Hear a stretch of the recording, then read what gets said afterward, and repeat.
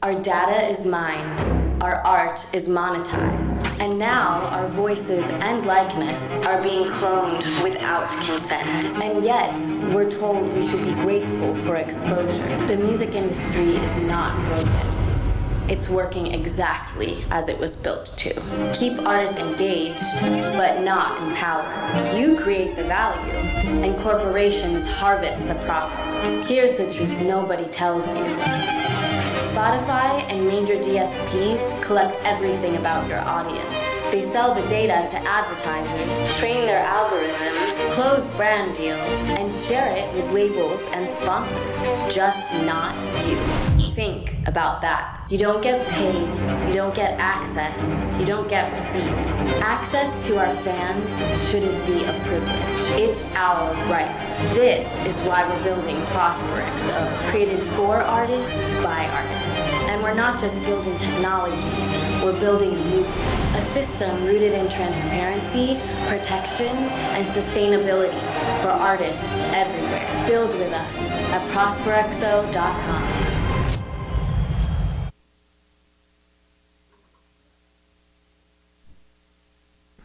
Hello, everyone. Welcome to ProsperXO's first town hall of 2026. We are starting out big with a two-part series called Behind the Stream, How UT Scholars Are Rethinking Music, Labor, and Artist Sustainability. This is one we've been particularly excited about because so much of the research that they've done is right in line with a lot of the core values and objectives of ProsperXO. So we really appreciate your presence here and your support. My name is Devin Ryan. I'm a full stack developer and data engineer and pretty much anything that's needed at ProsperXO. Unfortunately, Lauren Bruno, our CEO, came down with the flu yesterday. So she's very sick and deeply regrets that she can't be here, but she's here in spirit. And I'm also going to start with a speech and a letter from Lauren.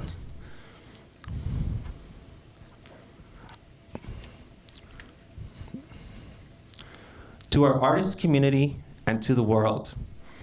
In moments like this, when hate, dehumanization, and violence feel loud, it's easy to feel powerless. But artists have always held a different role in society. We are the ones who remember humanity when the world tries to forget. Artists don't just make songs, poems, or paintings. We make meaning. We hold grief.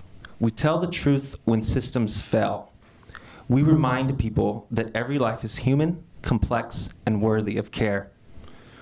When rhetoric hardens and people are reduced to symbols instead of souls, artists are often the last line of defense for empathy. That is not a small responsibility. It is sacred work. My heart is with every immigrant, with every person whose life has been taken by senseless violence, with every family carrying unimaginable grief, and with every aching heart living in fear or struggling to hold on to a vision of a world rooted in love, peace, and unity. No one should be disposable. No one should be reduced to a headline. No one should be murdered. Right now, as artists, the most radical thing we can do is refuse to dehumanize and instead choose connection, education, and community. We don't fight hate with hate. We fight it by insisting on dignity and shared humanity. Right now, we can slow down harmful narratives instead of amplifying them. We can choose presence over outrage. We can gather in real life, not just online. We can listen deeply, even when it's uncomfortable. We can build systems of care, support, and shared knowledge together. History shows us this. Culture changes before policy does. Movements begin when people sit together, speak honestly, learn collectively, and imagine something better than what exists. Artists have always helped societies survive their darkest moments, not by denying pain, but by transforming it into connection, wisdom, and hope. And hope is not passive. Hope is something we practice. That's why we are here today, in person, together, in the same room, at a moment when coming together truly matters. We are here with two incredible scholars from UT Austin, Professors Sonia Seeman and Drott, to help us think deeply, honestly, and collectively about how artists and culture workers can unite in the face of division, how we support one another, how we educate ourselves, and how we build forward together. Your presence here today is not passive, it's powerful. Moments like this are how culture is protected, how humanity is preserved, how meaning is carried forward when the world feels unstable. This, being together, listening, learning, and showing up is what it's all about. This conversation is not about politics, it's about humanity. It's about artists stepping fully into our role as culture bearers. In a world that keeps trying to fracture us, choosing to come together is an act of courage. Choosing humanity is an act of resistance. And choosing a community is how we begin again. And with that, we are truly honored to open today's conversation with Professor Drott. Professor Drott is a professor of music theory at the University of Texas at Austin, whose research examines how music moves through modern economies, including streaming platforms, digital systems, and cultural markets. His work helps us understand how power, algorithms, and economic structures shape the value of music and the lives of the people who make it. We're grateful for his willingness to share his insight with this community, and we're excited to learn from him today. This presentation will be in 3 parts. Eric will give a presentation, then he and I will sit down for an interview, and then we'll open it up for a Q&A from the audience. So, Professor Drott, we'd love to invite you up to tell us more about your work and your journey. All right, thank you. Is this on? All right, thank you for having me. Sorry that Lauren can't be here, but having just gotten over the flu that I think she has now, I understand why she's not here. So I assume many of you here might characterize yourselves as working musicians. Is that safe to say? Yeah, so I mean, it's always a little bit weird for me to like come and talk about streaming to people who work in music, because I imagine many of you already probably have a very good sense of what works and what doesn't work in the contemporary streaming economy. So maybe what I can bring to the table, though, is a different perspective, because I've been studying streaming for, 12 years, 13 years now, since the early 2010s. And, you know, I wrote a book that came out about 2 years ago. I should have brought a copy, but I'm bad at marketing my own work. But you can find it online. It's called Streaming Music, Streaming Capital. And what I can maybe offer is a broader sort of system level perspective on it. And hopefully some of the things I'll talk about today will be informative to you. I imagine some of the things I'll talk about, many of you may already know. But you know, the main thing that I think is important is seeing how these different sorts of tendencies I'll be talking about interrelate with one another and connect with one another and reinforce one another. So the first thing I want to talk about, and maybe pull up the first slide, are what are known as network effects. So there's a famous image that you will see if you study anything about online platforms, if you want to pull up the next slide. Right, this is the famous Uber napkin. How many of you have ever seen this? Yeah, so if you've seen like the second Knives Out film, they did a sort of parody of this. But this is a famous like napkin where Travis Kalanick kind of mapped out the sort of feedback loop that they were hoping to sort of kickstart with their rideshare service. This is a sort of business model that's been adapted by basically most online platforms.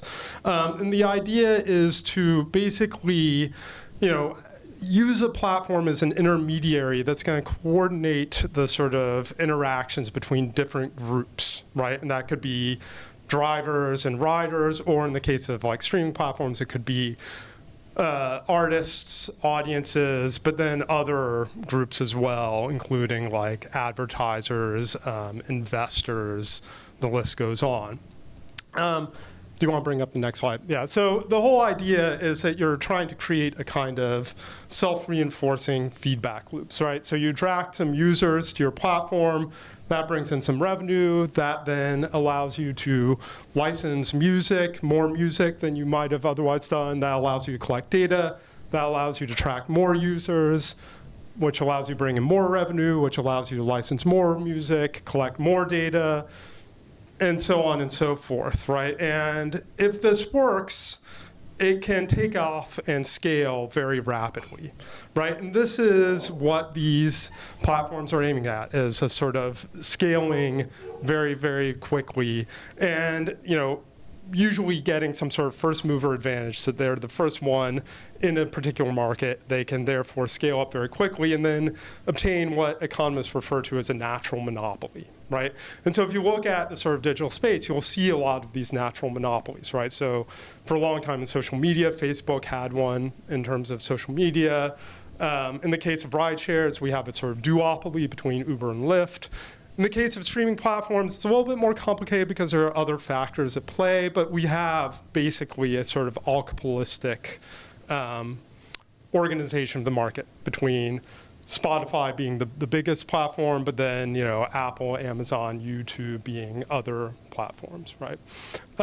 One thing I want to just emphasize before moving on is that data is important here, right? And data also scales, and this is something that a lot of platforms use to their benefit.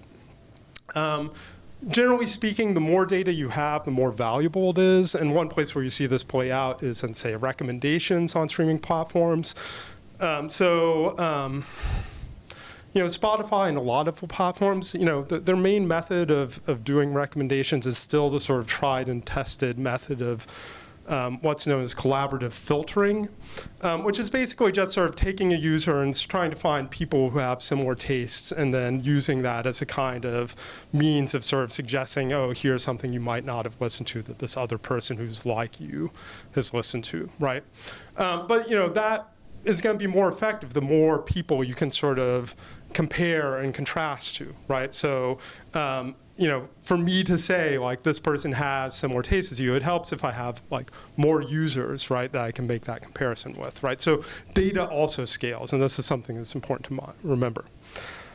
The second tendency I want to focus on, this is, so if we move to the next slide and maybe move, this is something I just pulled from the ProsperXO website. This is a chart representing the sort of uneven distribution of rewards within the sort of contemporary music marketplace. The numbers are a little bit vague, but they're basically accurate, right? There is this very skewed distribution, what technically we might call power law distribution, where there's like a very sort of concentrated set of rewards at one side, and then it tapers off very quickly, and most people find themselves in that sort of long tail that doesn't earn much money from music. Now, the thing I want to say about this is that, it's important to understand this in context, right? Because this is not anything that's particularly new. This is what's known as a winner-take-all market, and this has been around for decades at least, if not longer. Centuries, probably. And basically what characterizes a winner-take-all market is when you have very slight differences in either effort or labor or skill that nonetheless result in massive discrepancies in terms of outcome or reward, right? So a good example of this is, say, like sporting, right? Like, if you see a sort of track and field meet, like a 100-meter dash, right?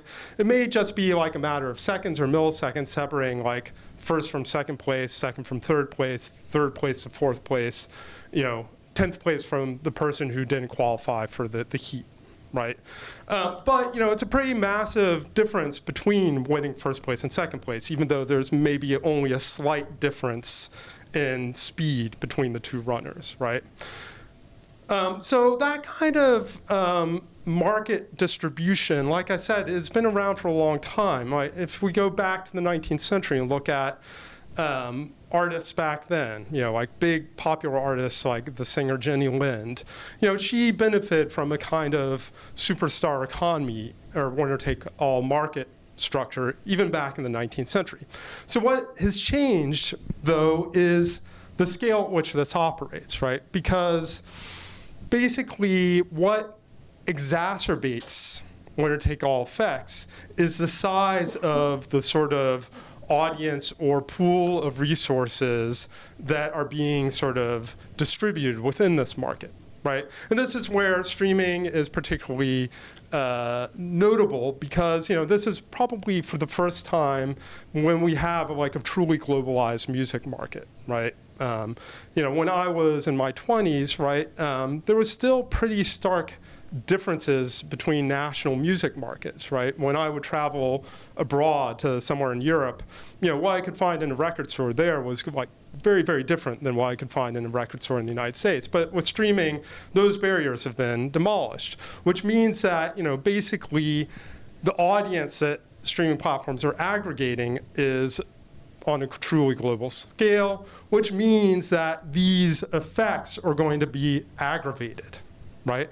And so, to take that sports metaphor I used before, that track and field event, right? It's one thing for somebody to have that kind of winner-take-all effect if we're talking about a high school track meet, right? Where, you might win renown within your local community. But if we're talking about, say, the World Olympics, right, where we're talking about, fractions of a millisecond separating, the person who makes it onto the medal podium and the person who doesn't, right? And the person who can therefore then get some kind of promotional deal out of it, that has major, major repercussions. So the bigger the market, the more pronounced the winner-take-all effects, right? So scale really has a pronounced effect on, what the impact of a winner-take-all market is.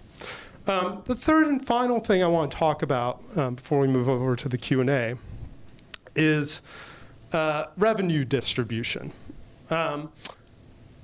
And when I talk about revenue distribution, what I want to really focus on is revenue distribution over time. So one of the things that streaming really has done, which is I think a sort of sea change in the way we sort of interact with music, is that it's changed the way in which music is monetized. It changes the way people pay for music, and therefore the way artists get their payouts, right? So for listeners, basically you're paying for, here are payouts for streams. You probably are familiar with how terrible these numbers are.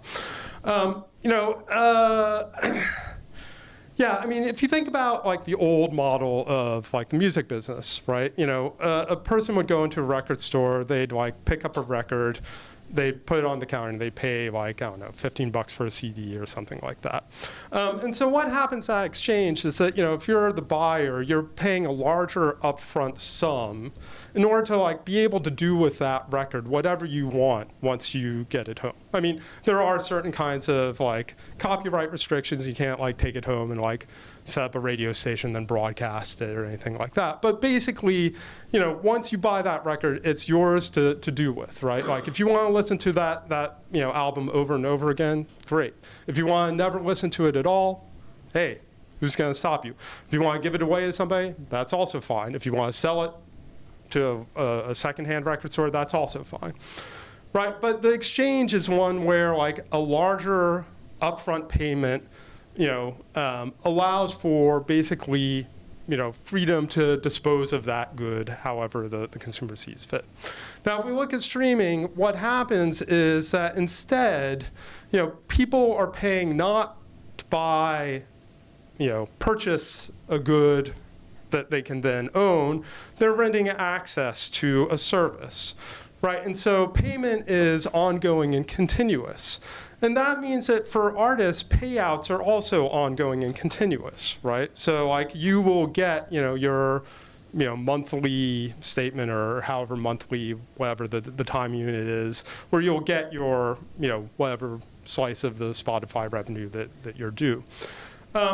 But the thing that's notable about this is it spreads out payments over time, right? So instead of getting that upfront payment you might get if you sold a CD, say at a merch table at a show, right? You're instead taking the same amount of money and spreading out over longer and longer periods of time.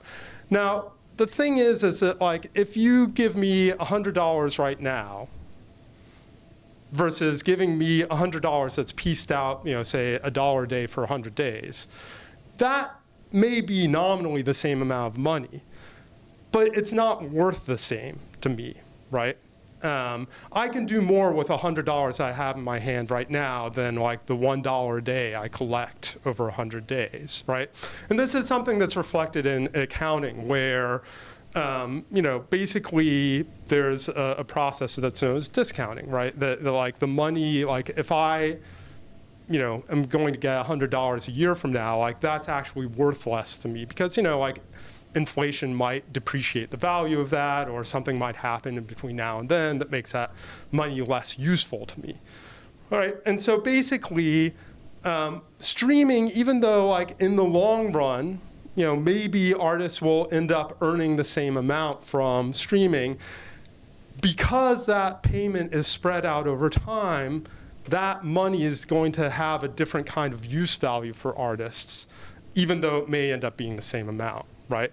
Now, who can benefit from that kind of situation where you're getting sort of small payouts, incremental payouts like that? Well, if you have a large enough body of rights, right, like major labels do or major publishers or increasingly investment companies are buying up music rights like Blackstone and other investors, then you're going to come out okay because you're going to benefit from like a low margin but high volume kind of business, right? And that's why the major labels do fine in the streaming economy. It's why major publishers do fine. It's why platforms themselves do fine because they're intermediating every transaction. Right? So they're getting their slice of the pie as well. But if you don't have that massive intellectual property that you're sitting on, if you don't have that scale, you're not going to do okay, right? And it's also going to help the major labels because they have diversified portfolios. So if like EDM is up this year and hip hop is down, that's fine because you have like a little bit of action in each of those arenas, okay? So just to wrap up, right, there's a lot more that should be said, that could be said, that I could say about streaming. I just wanted to select 3 big systemic features of the streaming economy to focus on. But the thing I really want to sort of take away from this is that these things don't work in isolation, and their effects aren't felt in isolation, but rather they're sort of mutually reinforcing, okay? So basically what I mean by that is that, as we saw, network effects, really encourage a kind of scaling up of the size of platforms. And that is going to then exacerbate those winner-take-all tendencies I described. Because as I said, winner-take-all tendencies tend to be exacerbated the larger the market is. So the bigger the platform scales, the more extreme those winner-take-all distribution effects are going to be. And as those problems of scale begin to manifest, the companies that are best able to sort of navigate them are the ones that have already attained a satisfactory enough scale, that is to say, the major labels, major publishers, et cetera, et cetera. So what does that mean for artists? Well, one thing I think that is clear to me, I'd be interested to hear what you have to say, is that you're probably not going to do very well if you try to go it on your own, right? Because if the streaming economy is so fundamentally built on scale, if you're an independent artist, trying to do it yourself, then you're not going to stack up. So, I think if you really want to change and fight against the streaming economy, you need to fight scale with scale, right? Which means that, people need to work together. They need to, create some kind of sense of solidarity, despite the fact that that's not something that I think comes naturally to a lot of musicians. But it's not totally unprecedented. This has happened before, and I think it can happen again. And I think it's something that's worth exploring. Now I'll just leave it there. Thanks.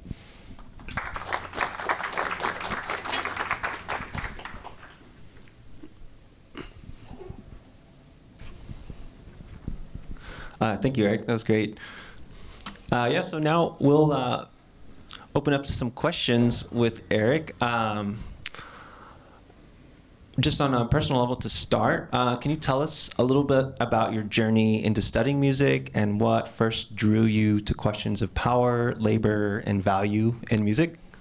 Well, what drew me to studying music was, I think this is the case with a lot of music scholars, is that I wanted to be, personally I wanted to be a composer.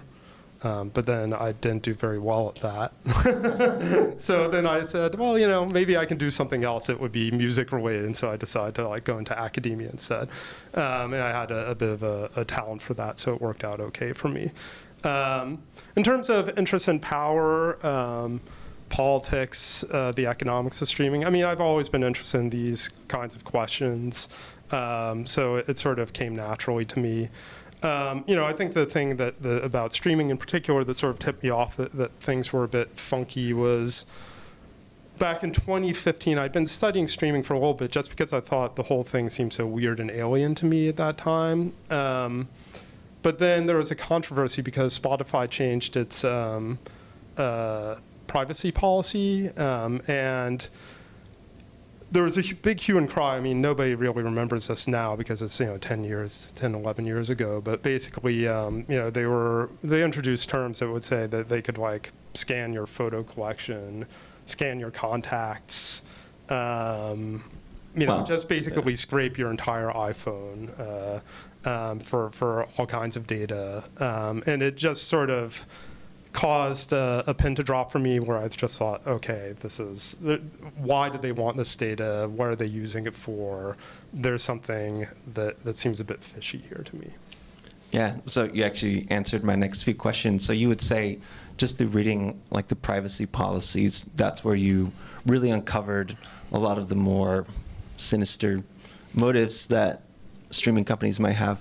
Sinister. They're capitalist companies, right? They're just responding to systemic imperatives. So I don't know if, I'm not the kind of person who thinks that Daniel Ek is evil per se.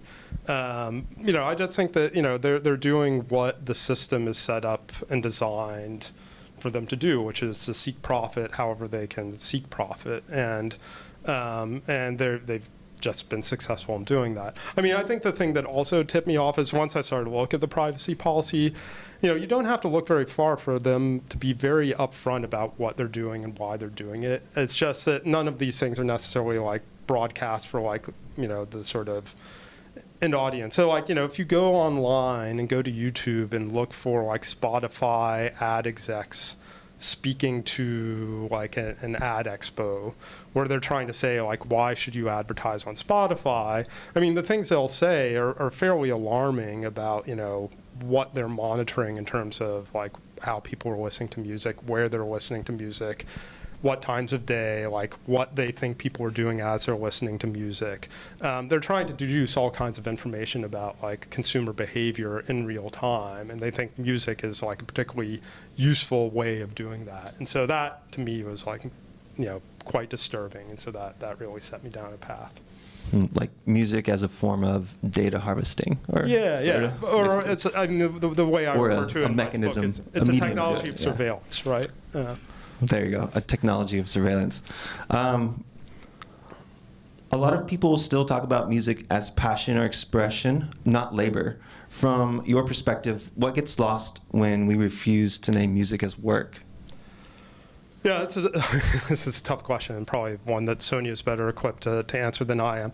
I guess the thing I would say is that you need to be clear about what makes musical work specific, and I think that one of the things that makes it very particular compared to other kinds of work is that there is this blurring of the line between labor and passion, right? Or labor and expression, right? Because, people who study artistic labor markets, one of the things they point out is that, a lot of times, artists hold second jobs, right? Because the income from working in the arts, working in music is pretty unsteady, irregular, and so people have to, do something else in order to pay the bills.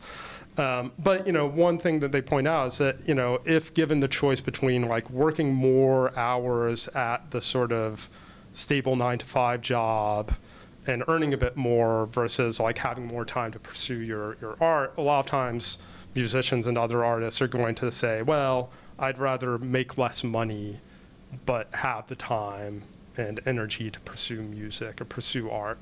And I think that's pretty characteristic of a lot of musicians I've known. I mean, I'd say it's characteristic of me. I could have gone into something far more lucrative than academia, which, yeah, it doesn't pay that great. But, I had a certain kind of like passion for it. It's a vocation as much as it is a sort of job for me. And so, my employer, UT Austin, benefits from that. But, I think that's something very specific about musical labor is that it does blur those things. And like the problem is that then enables a lot of exploitation, but also self-exploitation on the part of artists. Yes. So you've been an educator for most of your career, professional career? Or? Yeah, 25 years now. Oh, great. Yeah. How about regarding algorithms? So you studied how music moves through modern systems. What kinds of power dynamics do platforms and algorithms introduce that didn't exist before?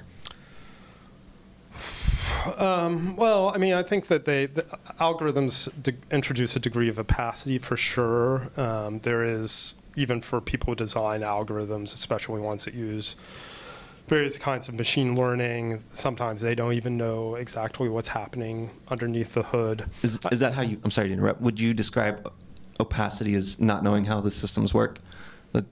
Sure. Okay. I mean, I think that's one level of opacity. I think, though, it's important to bear in mind that like opacity comes from a number of different places, and one is, basically as privately owned corporations, companies like Spotify aren't going to disclose anything they don't have to disclose, right? And so it may be that the algorithm's opaque, or it may just be that they are, keeping their hand close to their vest, so to speak. And I think one thing that we should be mindful is that like we can blame algorithms a lot, but a lot of times, streaming platforms, they're really dependent upon the music they license from, especially the major labels, right? If Universal or Warner or Sony were to pull their catalogs from Spotify for any length of time, it's hard to see how Spotify would be able to keep going. And so that means that they're very much beholden to what those labels want. And they have the ability to just pick up the phone and say, like, we want this artist to be in this playlist. And so I think that, we shouldn't be so caught up in sort of thinking about like algorithmic bias, which does exist, to just lose sight of the fact that there are like more raw forms of economic power that are being exerted by, not just platforms, but, the sort of labels that stand just behind the platforms and in some ways pull the strings just because they have the leverage over the platforms because they hold the most valuable intellectual property. Right. The product that they're serving is, they're reliant, the streaming platforms are reliant on it. So with that, so you would agree that, or would you agree or disagree that algorithms are, even though they're framed as neutral or objective, they are or they aren't? Well, they aren't. I mean, because they can, algorithms are designed by people to the extent they're trained on data. It's data that's, generally generated by humans. So, they're going to reflect the biases of the people who design them and the data they're trained on. I would cite here like the work of a friend and colleague, scholar up at Tufts University, Nick Seaver, who's an anthropologist, and he spent like a number of years actually embedded in the company that was initially the Echo Nest, which was acquired by Spotify in like 2014, 2015, and basically was responsible for designing a lot of their like personalization, a lot of their recommendation algorithms, a lot of that kind of stuff. And the point that Nick makes in his work, in his book Computing Taste, is that essentially the people who designed those algorithms, they had very strong kinds of intellectual and cultural profiles, and that then really shaped the way they thought about who the audience was for the products they were designing, and then that then shaped how they designed those products, right? I mean, basically they just assumed that most people who use streaming platforms aren't really intelligent music listeners, and so they had to figure out ways of like guiding them to what good music was. Right. So yeah, in regards to like culture and society, then do you think that society still understands how much it relies on artists emotionally and culturally, even as it struggles to support them materially? Yeah, no. That's an easy one. No, I don't think it's recognized. I mean, this is something. Okay, I will plug my book. The fifth chapter of my book, I talk about this in some length. But one of the things that strikes me about streaming, one of the things that it enables is a sort of different relationship to music, such that like music can be sort of there all the time for us, right? David Bowie famously in the early 2000s said that like with the internet, music was going to become like water. And I think that has been borne out in many respects. And so if we think about music as a kind of utility, then you sort of think about like, what does music do to people and for people? And one of the things that always stood out to me about streaming is, and this is, again, to go back to your earlier question about like what got me interested in streaming. Like one of the things that first stood out to me is like when you went to the Spotify like browse page, even back in 2013, you'd see categories like R&B, hip hop, classical, jazz, but then you'd also see dinner, sleep, chill, of course, any number of like mood playlists, things like that, and that just suddenly jumped out at me. It's not that people haven't been using music as a sort of therapeutic device or as a sort of technology of self-care since forever, right? I mean, a lullaby is exactly that, right? And that's been around since time immemorial. But there's a way in which like streaming has sort of instrumentalized that and promoted that, right? And so nowadays, we are being kind of enjoined by these platforms to think about music as a way of like, medicating yourself almost. Right. Yeah. So those playlists and the popularity of those things like the lo-fi chill and whatever is so much more about like this psychoacoustic effect on the listener, right? To where the listeners just put it on in the background thinking, this will help me chill. And in a lot of ways, what that does is it removes the artist identity. Like no longer is a listener going to say, who's that? For the most part, this music just streams in the background. Do you think that process of listening has also led to people just noticing like fewer details, paying less attention to like the actual composition of music?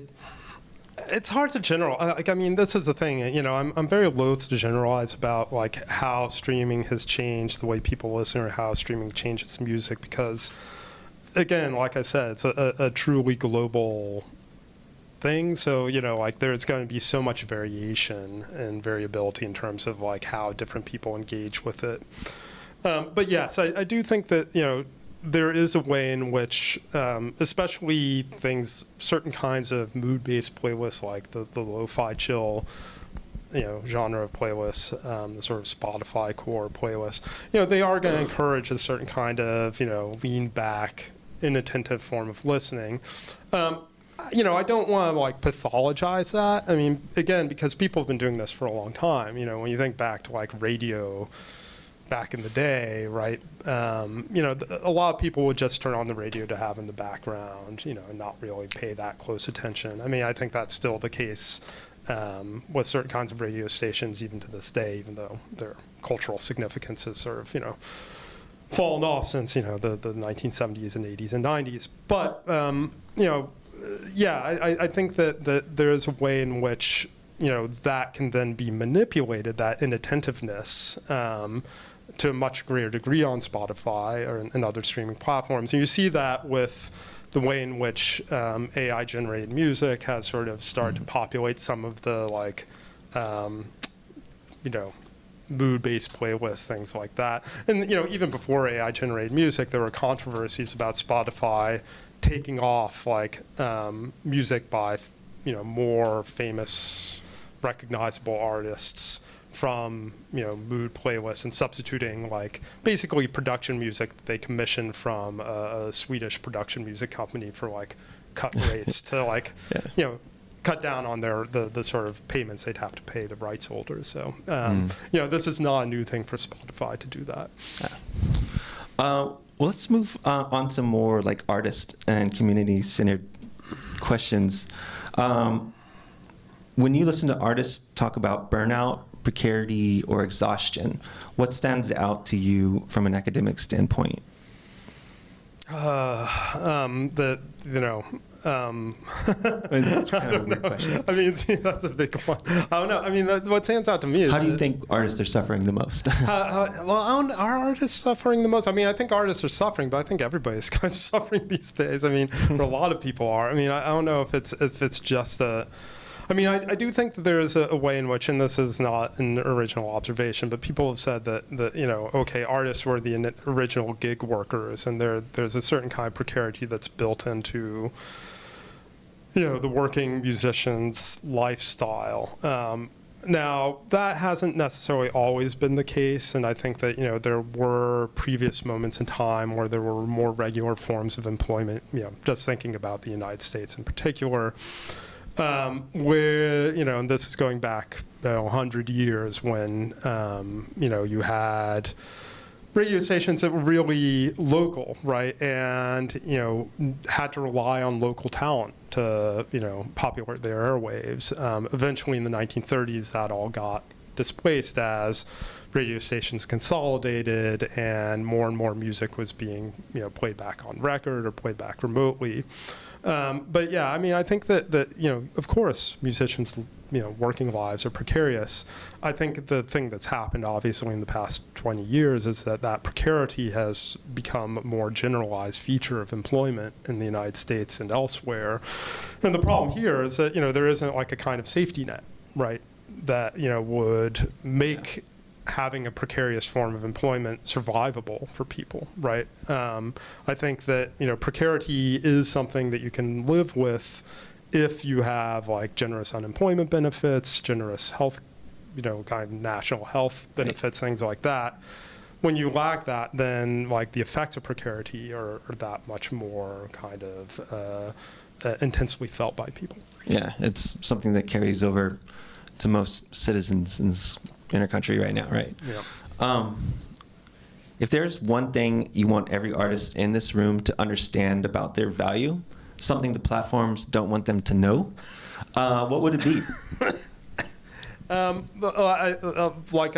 was saying at the end, I think there's strength in numbers, right? I mean, I think that one of the things that's happened since, especially, I mean, this is a long historical process in the United States, but going back to the 1950s, there has been the sort of reconstruction of the musician, not just as somebody who's doing this out of passion or out of a sense of desire for self-expression, but thinking about artists not as workers but as independent contractors, and what that means is that any sense of solidarity you might have with other music workers is going to be attenuated as a result, because they're going to be seen as much as rivals as people that you have sort of shared common interests with, right? And like I said before, there are precedents of, musicians coming together and working together to improve their situation. One thing I often try to draw to my students' attention when I'm teaching them about the history of music and labor in the United States is that, in the 1940s, there were 2 strikes that were initiated by musicians' unions in the United States. 2 recording bands where basically all musicians, with the exception of vocalists, went on strike against record labels. And for 2 years, and from 1942 to 1944, they shut down basically all record production in the United States, again, with the exception of vocal music, because vocalists weren't covered by the main musicians union at that time. There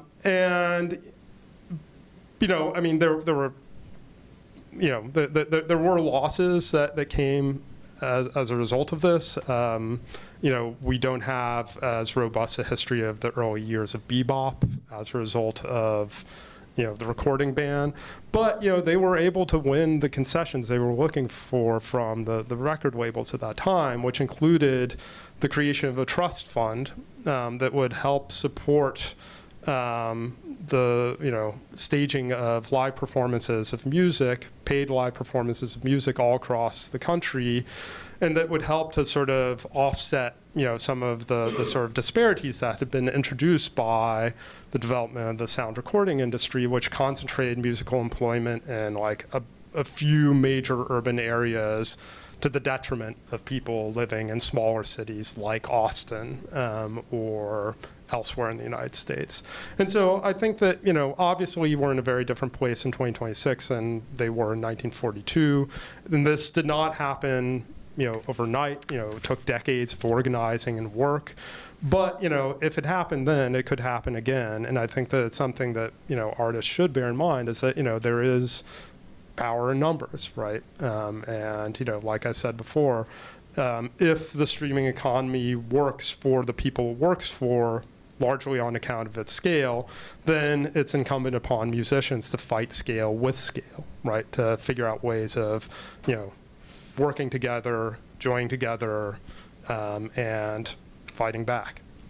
Yeah, community collectives. You kind of talked about like improving support systems as like ways of helping struggling artists.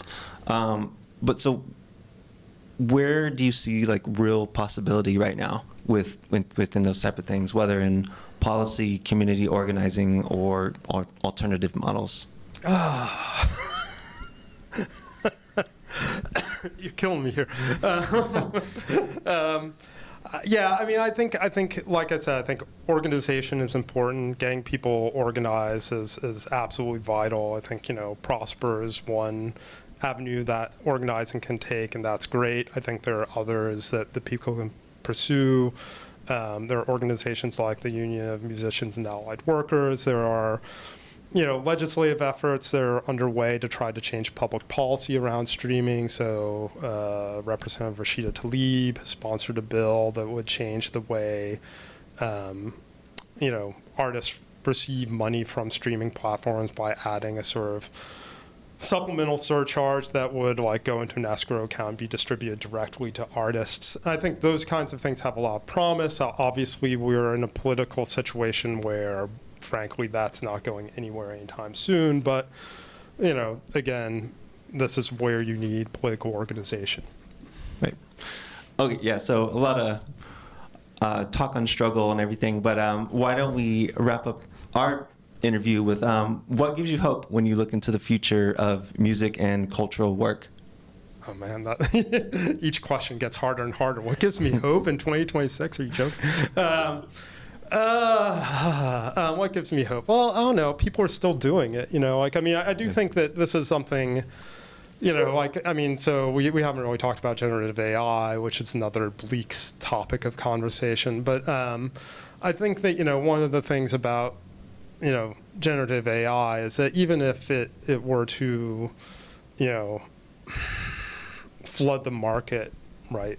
Worst case scenario, I don't think that's going to stop people from making music, right? And I think this gets back to that question. It's like music work, or is it, passion. And it's both, right? And I think that, it needs to be treated as both, both for, the good and the bad of it. And I think that, I think the fact that people, in spite of the sort of world of shit we find ourselves in, are still making an effort, still doing the work, still, making culture, making art, making music, in spite of everything, that is a cause for hope. Yeah, in spite of everything. I like that. Well, thank you for discussing this with me. Now we can open up to the audience for any Q&A. Does anyone have any questions they'd like to ask Eric?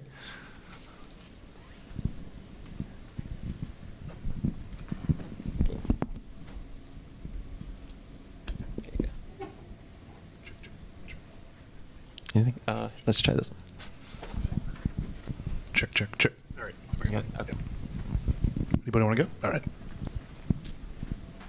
All right, awesome. Thanks so much, Eric. Super fascinating topic. Something I've been kind of curious about is just in discussing, you had a list of the major platforms in the market. And I'm curious if you know anything about how the differences in a business model, like for example, SoundCloud, and how they're more loose with like intellectual property and digital rights and stuff when it comes to, publishing music, and how their revenue model differs. Does that sort of streaming platform have any observed impacts on the market or on, artists that are, I guess, distinct from more established streaming platforms? Yeah, it's hard to say with SoundCloud. I feel like it's not where it was maybe 5-10 years ago. I mean, they've been a bit more aggressive in experimenting with new revenue sharing models. I can't remember the exact, like each platform has now its own sort of proprietary name for like their, particular take on either the sort of normal revenue sharing model, which goes by like pro rata or service centric. The other alternative is what's known as user centric model, which is one that SoundCloud has experimented with, and early studies suggested that it was like better at sharing revenue with artists. I'm not sure though how much revenue like SoundCloud is really bringing in these days. I mean, I think it's like I said, my sense, though this is just an impression, is that it's sort of come off a little bit where it was 5-10 years ago, where it was really at the forefront of moving culture. I think they've had some problems like securing funding in a way that like other companies like Spotify have not had trouble with. I think that the other company that comes to mind in terms of alternative models is something like Bandcamp. And they have a very different kind of business model, which is based more on an older sales model, like I was referring to as the alternative to streaming. Obviously a lot of artists like Bandcamp or like it better than Spotify. I think the thing that people are nervous about is ownership, right? Because it was sold, I mean, this is where I can't remember like who, sorry, like the details get fuzzy after a while, but like it was sold to like, I think, what was it? A video game company first, and then it was sold on to Royalty Exchange. And so it's an open question whether or not it's going to continue in the same way that it has in the past. I mean, I think people have been pleasantly surprised that it hasn't been sort of gutted, which is why I think most people expected to happen when the original founders sold it on. But I think that's an alternative model. There are other models still which never really took off. So there's like a cooperative based out of Berlin called Resonate, which had like, I think, a pretty interesting model, which was stream to own, which is similar to Bandcamp in some respects. I mean, in Bandcamp at a certain point, you can sort of stream until say like, okay, it's time for you to like buy this album. For Resonate, the idea was that you would, each time you stream, the amount that you would pay per stream would like go up and up and up until you had like effectively bought the song. And then it would like essentially convert to an MP3 download, right? And so it's like a weird hybrid of a streaming model plus like the iTunes store. But it ran into those problems of scale that I was talking about, because they were never able to like get enough artists on board to like really build their user base. Without a robust enough user base, it could never attract artists. And so they found themselves on the sort of, flip side of like one of those positive feedback loops. They found themselves in a negative feedback loop where they just sort of circling the drain, basically. But very interesting model. Yeah. Okay. Interesting. Thank you. Does anyone else have a question?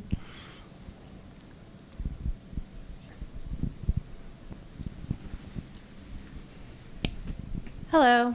Hi. Patty, singer-songwriter, also a graduate student studying clinical mental health, and I serve on the board of the Sims Foundation. If anyone doesn't know, come ask. I have 2 questions. My first question is, do you still compose for funsies? And my second question is, do you think that artists should create art even if it doesn't pay the bills? Why or why not? Well, I think that's so yes, I still compose for funsies, for myself, for nobody else. Whether artists should continue to create art if they're not getting paid, I think, that's up to the individual. That's the effective reality for a lot of people, right? When you look at, especially if we're just talking about like income from recorded music off of streaming platforms, yes, you might be earning some money from having your music on Spotify, but for most people, this is like a rounding error, given the brutal realities of that kind of winner-take-all market structure. I think that this is, again, another kind of thing that's distinctive about musical labor and musical labor markets, is that unlike other kinds of professions, there isn't really a sharp cutoff between professional and amateur, right? And those boundaries are pretty porous, and people move in and out of the music profession all the time, depending on how successful they are or not, right? And there have been efforts in the past, I think ultimately wrong-headed, to like try to control the musical labor market. In historical research I've done in France in the 1960s, they wanted to have like a license that you'd have to apply for in order to play music professionally, but it went nowhere. Like I said, probably a good thing. But, it's a real issue with music, right? Because it means that, this is a very debatable term, but, some cultural economists say that there's like an oversupply of musicians, right? That there's like more people who want to make music than there is really a market for them. And so that means that people are often being sort of shoved out of the music market. But this is where, for me, it comes back to, again, if we had a much more robust social safety net, right, then you could potentially pursue this even if it wasn't a lucrative, source of income for you, right? I think the problem really arises when, we are compelled to make a living from making music, right? Because I think for a lot of people that isn't going to happen. But if you don't have to worry about that, or if there are like resources you can draw on because there's like generous unemployment benefits or like shoot for the stars, like a universal basic income program or something like that, then I think that, do it even if you don't make money from it, because ultimately, like, I think that one of the things that, cards on the table, I think one of the things that capitalism does that like perverts our way of thinking about the world is that like the only thing that's like valuable is that which makes money, right? And I think that's I guess what I'm getting at is like, what is the value? If it's not a monetary value, what is the value to society and to culture? Well, there's a social value to music, right? Like music is a source of bonding. There's a reason why like people continue to like engage in like amateur music making, even outside of any kind of commercial context, right? Like people don't get paid to sing hymns in a church, right? But, some people might get paid to sing hymns, depending on the church we're talking about. But, there's like a sort of like communal bonding that comes from making music that's very important. And, like, if we have to, like, only value those things we can attach a dollar amount to, then we're going to end up with like a really, I think, sad, depressing, empty, meaningless world. And so I think it's complicated, right? Because we do live in a society where you have to, earn a living, right? You don't have something you can sort of fall back on. So yes, I mean, to the extent that people have to earn a living from their work, then I want musicians to be paid fairly.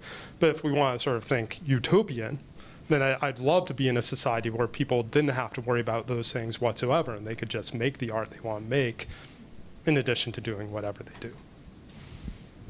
Thank you.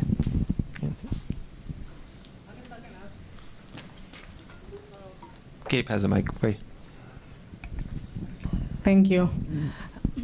My name is Laura Camacho. I'm a musician, I'm a bassist, I'm the founder of the Athens Tango Project. I'm originally from Argentina. And I'm a PhD student in ethnomusicology at UT Austin. I was interested in what you were saying about compounding and collaboration and power in numbers. Without going into whether people want to collaborate or not. Mm-hmm. And as much as it might not always be something we can control, do you have numbers? Do you have a threshold in place? Like if you go from 500 to 20,000 to 500,000, does it make a difference? What are you looking for? Increments in place in collaboration, and do you have anything? In terms of the number of people or the number of what place, whatever you can add to I think that. she means like when you were talking about in terms of scale.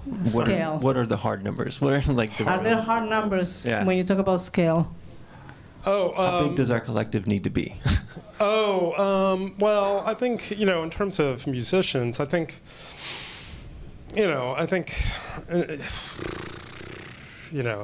a tough number. I mean, like. About 5 years ago, the number of artists who were on Spotify was like something around 2 million. The number of artists who were like making, a reasonable living from streaming was like maybe 1,000, 5,000 or something like that. So I think, if you could get, I mean, the thing is that, I think obviously that 2 million includes people who are long dead, right? Because recorded music. I mean, this is another problem with like the music market is that a lot of times if you're a living artist, you're not competing just against other living artists. You're also competing against like all the dead artists, and we need to maybe think about copyright reform as well as something that needs to happen. But I think that if you were able to like get like independent artists, DIY artists account for like roughly 30%, 35% of like the total streaming for any platform, right? Which amounts to roughly the size of one of the major labels, right? If you look at like a pie chart of, the sort of breakdown of like how much, streaming revenue goes where, like if you aggregate all the independent artists, it's roughly on a par with, like the size of a major label. And so if you could get like everybody who's an independent artist to like evacuate Spotify, that would have the same kind of effect as say Universal pulling their catalog, right? And if you could do the same and also get, because there are a lot of artists who are signed to major labels who are screwed as well, right? There's this kind of winner-take-all market within, the rosters of major labels, right? And so if you could like maybe peel off some of the disaffected people who aren't being represented well by their labels, then I think you could get critical mass. Do I have a hard number for that? I'd have to like sit down with the numbers and like do some back of the envelope calculations. So like right now, no, I don't have a hard number for you. Oh, and it's funny because I thought you were also talking about the collaboration and getting together and making music. Oh yeah. Thank you. For sure. Thank you. I think we should probably move on to our next guest, Sonia Seeman, who we're honored to welcome. There you go. Sonia. Thank you. Sonia is an ethnomusicologist at the University of Texas. She spent her career working with musicians and communities around the world, studying how music shapes identity, care, and survival. So let's please give a round of applause for Sonia. Thank you. Thank you. And a round of applause for Eric, because I really enjoyed that. Yeah, thank you, Eric. Really. How many of you make music? Beautiful. All right. So my approach is going to be a little different. And actually, the background of that is a quilt. My mother, grandmother, and my sister are all people who work with textiles. My mother weaves, or she did it before her stroke, makes felt. My grandmother made everything from bread to killing the chickens to the vegetables. Yeah, right? Yes. And so I'm also honoring that legacy of craftsmanship, which is how I think about musicking. So I'm going to use this term musicking, which was coined by Christopher Small. It's this idea that involvement in music is everybody. Right? It's not just the person playing the instrument or the person with the microphone, but it's bodies responding within that space. And as I've been thinking about this, it's so interesting to think about what is involved in making music. So in a sense, I'm going to come from another angle, from Eric's wonderful perspective, based on the work that I've done, and also just the legacy of craftsmanship that my family had. So I'm going to, the next slide, please. These were just, Lauren sent these wonderful questions, and shout out. I hope she is doing much better soon. She's been working so hard. So could I have the next slide? And in this, I came up with pictures. She asked me all these questions, and I needed to think about what that, oh, there's no thingy? Okay. Wow. Okay. Cute. All right. So I'm really honored to have been introduced as someone who's worked all around the world. I have not. Really, I wish, but not. But I have done extensive work in Southeastern Europe and in Turkey. I primarily work with Romani, Gypsy, professional musicians. There we go. And my research actually has taken me in alongside these musicians. So, for example, my masters are Roma musicians from Macedonia, and I spent 2 years there doing research for my master's thesis, which meant going to the radio station and watching the way that the managers and producers and upper administration would insult them. Like, oh, you guys don't need stands for this recording. You can't read music anyway, et cetera, et cetera. And I became very deeply embedded with these families and then going to their weddings. Usred Said's, I was at his son's circumcision ceremony, and now his son is a very famous violinist in Macedonia. It's led me to Pakistan. So this was the National Academy of Performing Arts, which is the first conservatory ever founded in Pakistan, founded in 2005. And I was fortunate to be part of a large-scale university partnerships grant where we helped them build up their curriculum.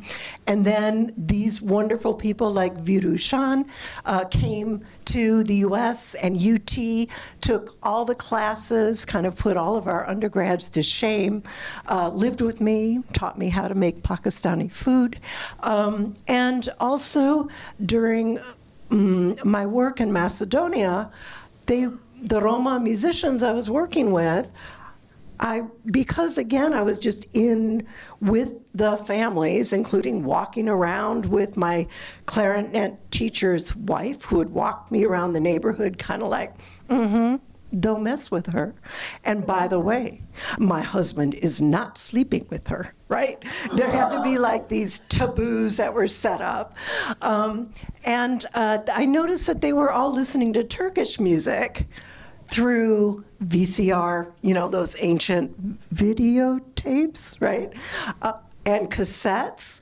And so I realized through my experiences with them that I needed to go to Turkey next. So then I went to Turkey, first spent 4.5 years, and I've been going back and forth. So a lot of this is about the labor. Everything here, for example, this I shot from the second floor during a wedding ceremony where they're waiting for the dowry to be delivered, and it's got to have music, right? There has to be music for every significant event. This drum that I'm holding, called daire, is the type of drum made out of, it's a women's instrument, and they would take the rim that was used for a sieve. So imagine what a sieve, it's got this wooden, I don't know what to call it, you know, this part here, and then in here would be a screen, right? So this is how you'd sort out your lentils and your rice. That's right, like shake, shake, shake, right? So then the women would take those, replace the screen with a skin, and insert these jingles. And the women, Roma women, would play for women's events. Now that means there's a bunch of stories in there, right? Yeah, so she not only has to play, but she's gotta get the instrument put together, keep it up. She also has to solicit gigs and then travel sometimes an hour, 2 hours to these events where she's sleeping wherever they put her because she has to get up in the morning and play again for the women, right? And during that system, it wasn't just monetary exchanges. In fact, when I first met, this was Fatma, Chengi Fatma was her community name. She opened up a chest to show me all the handmade socks she had, which were gifts, all the scarves, because one of her jobs during the weddings was to hold up an item that was given as a gift. Look at this amazing scarf, thanks to so-and-so. But she told me, and you know, if I liked it, I'd keep it. And they'd have to give it to me. Right. So that was an economic system which still exists, which is monetary exchanges, of course, but also items. Like if musicians like these guys, in exchange for playing, they not only got money, but they'd be given a dish towel or an undershirt, right? This is part of the system. So it's a reminder also about music. Eric mentioned music as social. And so when we think of market, I'm going to go to another deep, older concept of market, which is exchanges and transactions. Now, we do tend to think of cash, right? But one of the things, and again, this goes back to your wonderful question earlier, is what is it music does?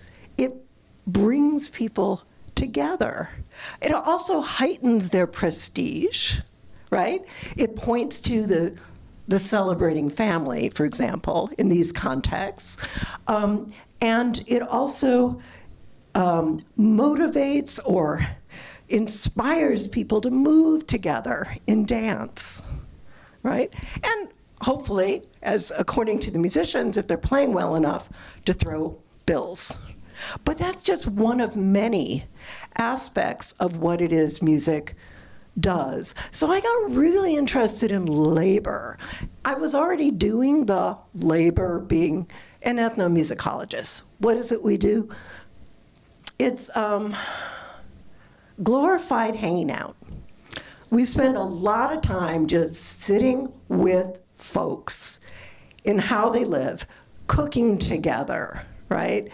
Watching how the parents deal with a fussy toddler.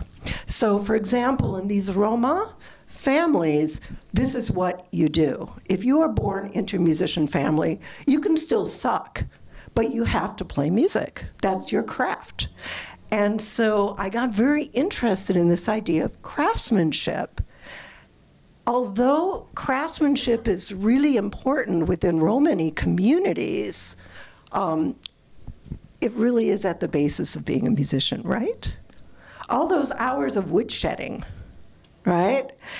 The ways that your hands, like the callus I have on my thumb for playing, I play G clarinet, Turkish clarinet, right?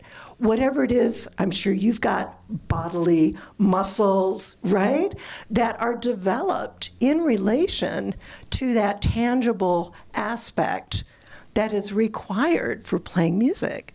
So I got really interested in what it is these musicians, their bodies go through with everything they have to do. So for example, that's me playing an instrument called davul, because when you have a wedding, the musicians have to be in the back of a pickup truck, sometimes, as I did this, on plastic garden chairs, which is really fun on Turkish roads. And the young man who was hired to do this didn't want to do it. I was getting bored filming, so I gave him my camera and I said, I'll play drums, right? Because I wanted to experience what it's like to be driven for blocks, having to bang along with the rest of the band, to really feel that in my body. That also meant waiting for 2 hours for the host to show up with the car that's supposed to take us to this village, which was 45 minutes away, and then we all cram into a tiny vehicle with the instruments practically on our heads, or maybe we're sitting on each other's laps as part of that experience. So it was a process of co-witnessing. Along with that, again, this is a little background because I'd like to talk about things like the recording industry in Turkey, which is a little bit different than the way that we think about the ubiquity of markets now. So this was my clarinet master in Turkey by the name of Selim Sesler. And lessons meant going to the house, having tea. He had to smoke a cigarette. His wife's cooking in the kitchen, talk, the television's going. And then, of course, we pull out our instruments. And he plays, I listen, I play back. We go back and forth. Another cigarette break, another tea, right? It just goes on and on. And I was so impressed with his regionally specific repertoire, even though he was now playing a much more prestigious kind of music. I was working, researching also the recording industries in Turkey. So I went back to this amazing company called Kalan Music and said, oh my gosh, I met this guy. He is a living archive of this repertoire. And Hasan Saltuk, may his name always be for a blessing, he passed away too early, said, sounds good, Sonia. You have to produce it. So I did not sleep for 2 weeks. I was just a grad student at that time. I hadn't even finished my dissertation. But it really took me back through the process of what it was like to actually do a, quote, commercial recording in Turkey. Also the systems of power, prestige, and little ways to intervene. So that's also a whole nother topic there. So I did want to just mention a couple things. Craftsmanship. That has not gone away. And I think about various scenes within Austin. Anyone been to honk festivals? Yeah, awesome, gotta go. They're held in parks all over the place, usually around April 1st. This is a non-money-making thing where they bring in brass bands, and the brass bands go from town to town and play music out in public.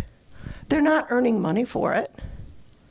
They actually have to raise money to support their travel, and then the organizers find places for them. But they're playing out in public. And one of the aspects of that has been a growing phenomena in the US of these community-based brass bands. So, for example, Austin has Minor Mishap. Any of you guys heard them? Yeah. January 1st, they did this great event where they went from part of Town Lake all through over the bridge, the Congress Bridge, and then on the north side of the shore, playing music and stopping for people to dance, and then playing music and stopping for people to play. They don't earn money from this. They also have a junior training band called Locomotion, which rocks. If you want to learn how to play in a brass band, they give you the instruments. So a friend of mine who plays trombone, she started on a plastic slide thing, right? And then they gave her an actual trombone to play. And they also play. They meet out on Town Lake every Sunday to rehearse near Fiesta Gardens. Another friend of mine, Samantha Goldberg, and her husband Dylan Blackthorn, they founded a really excellent Jewish klezmer ensemble called Mazel Tov Cocktail Hour. So they play at all kinds of events. But within that, they got a grant from the city to form a Jewish music archives that they built out of this cabin in the back of their lot, where they have instruments as well as sheet music, and they form what they call the Klezmer Bund, which starts in January and rehearses, and it's just open to everybody, anybody, and then they play at Honk Festival. So that's one phenomena. The other phenomena we could think about are song circles. Anyone ever go to those? Been part of those? Yeah. I'm glad to see your hand. I first went when they were doing it in the, what do you call it? In the state capitol on Monday nights, which rocked. They had great song leaders. It'd be 50 to 70 people, something really basic that they would set up and it would go in a round.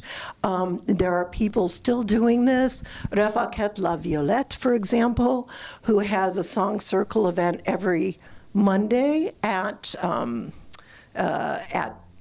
what is it called? Sorry, it'll come back to me.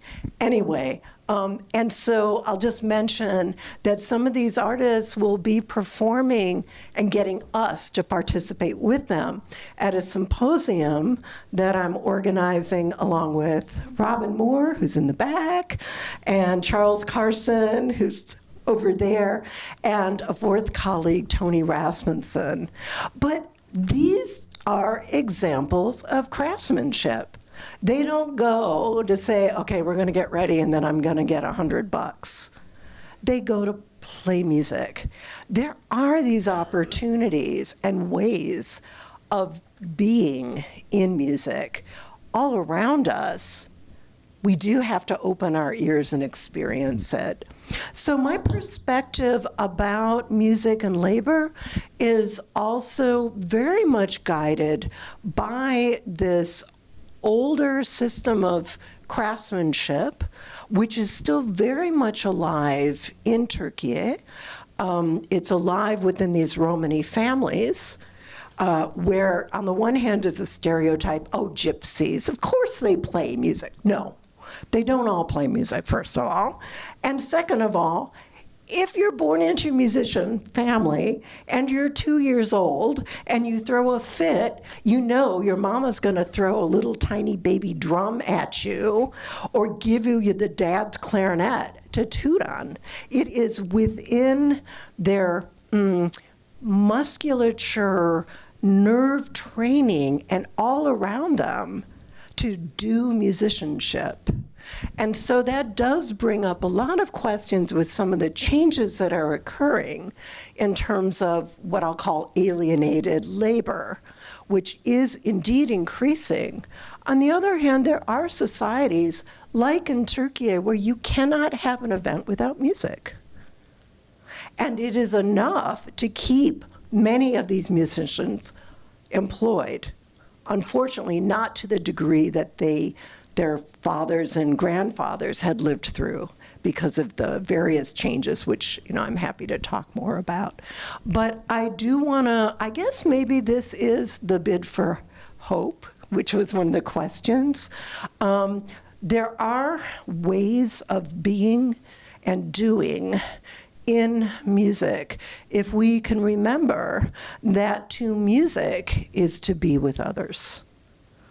So I just wanted to put that out there, and I've got many more stories, which is why I put all those pictures up, but I don't know, do you want to just ask questions now, or should I? Yeah, I think now's a great time to move on to the interview. All right.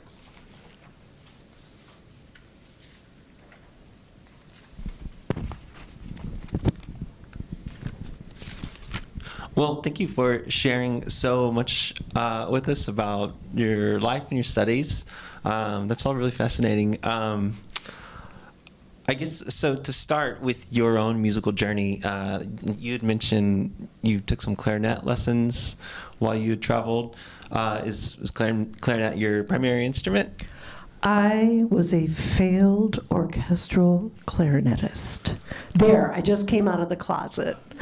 That was my dream ever since I was 10 years old. I'd fall asleep to Shostakovich symphonies and Brahms piano concertos and clarinet concertos, and got invited out of a performance major after my freshman year at Boston University. And then it was kind of heartbreaking. But in the meantime, I'd gotten myself addicted to international folk dance. Talk about like craftsmanship, right? Like learning all these obscure dances, but you're doing it with all these people with unusual music, and fell in love with Macedonian music. So I decided, and Romani music, I decided to go into ethno. And I put my clarinet in the closet for 2 years, couldn't listen to clarinet without crying. And then, this is another example of craftsmanship. The folk dance group, this was in hippie Ann Arbor, Michigan, some of the people wanted to form a folk dance music band.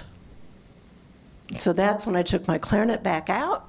No more classical music, but I was learning from recordings. Here we are in this world of interaction, right? How to play Bulgarian, Macedonian, Greek, Romanian. And so I started then to play those other styles. Nice. Yeah, so that kind of answers my question. I was going to ask next, what drew you to studying music as not just as sound, but as culture and community and labor? And so I think you faced what a lot of graduating musicians face, where there's just not a lot of orchestra positions open. Right. So it's extremely competitive and cutthroat, and people hold those positions for decades. Right, yeah. And I realized, again, Western European classical music is an amazingly rich, I don't mean to disrespect it, but one of the things that I learned is the world of different kinds of playing styles that are out there. I mean, I've heard there's Indian clarinet, right? They play on these really soft reeds. They can play all the ragas. So it opened up worlds that were not available in the same way that a rigorous training within classical music would have opened for me. Nice. Great. So, so you've spent much of your career deeply embedded in musical communities around the world, and I know you've just shared a lot of your experiences in Turkey. But was there one particular early experience or person or place that made you realize music isn't just art, but it's survival, identity, and labor? Working with Romani musicians did it. Really did it. One of the things that I learned is working with oppressed communities, marginalized communities, you see where the cracks are in the system. And you question received ideologies. And so with that first experience in Macedonia, this is the 1980s, I realized I had found my home. And actually, after that, I discovered that it's very likely that my mother's mother was Roma from the Ukraine, something, a family secret. But that, it's what pulls you. It's both the deep celebration of togetherness in these communities that I experienced, and the inherent, intrinsic value of music that it's in excess, right? So one of the things that Eric pointed out about compensation for musicians and how it's a passion, one of the things that musicians do is they will literally, many of my friends have died, right? They will use up their bodies being caught up in the affect. So they're playing at a wedding, the inside of their lip is bleeding, they go home, what do? Listen to music, take out an instrument, make one of the kids play for them. There's this way in which music begets more music and more musicking. And so that also had a profound effect on me, being witness and being part of that. Beautiful. Well, so in your studies and in your history, have you worked closely with musicians who are navigating displacement or migration or political instability much? I don't know much about the history of Turkey. All of them. Okay. Yeah, I have one book that came out in 2019, but I'm currently working on a second book which traces 4 musician families since the late 19th century.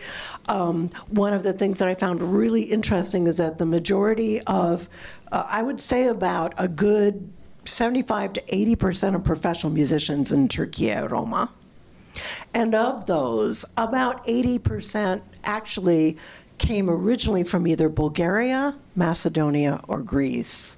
And these were forced displacements. These musician families are not nomadic, and this is a whole nother myth about Roma in general, but specifically Roma musicians, they live very close to their clients, but due to political and economic situations, they were forced actually through several migrations. So the book that I'm working on now actually traces those patterns of movement. Oh, great. Well, Yeah.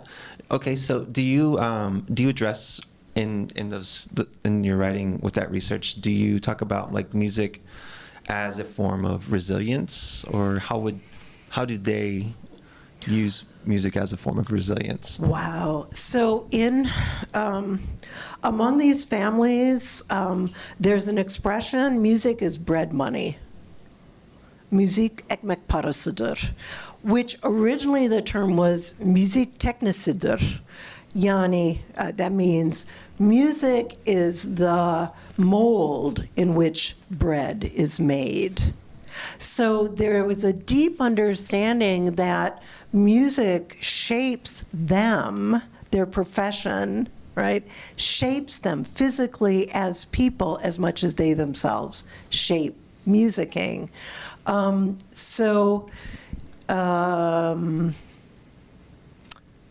Yeah, that's pretty much what I've been seeking to understand in a deeper way. In addition, the fact that it's changed from teknisidir to parasıdır means that they now are viewing it as just cash exchanges. So that also clued me into this gradual spread of more alienating forms of capitalism within their spheres of craftsmanship. Oh, yeah. Okay. Well, yeah, as we talk about alienating forms of capitalism, let's shift it to streaming. From an ethnomusicological perspective, how has the shift to streaming changed what counts as musical labor? What kinds of work are now more visible, and what labor has become more hidden? Yeah, labor has become increasingly more hidden.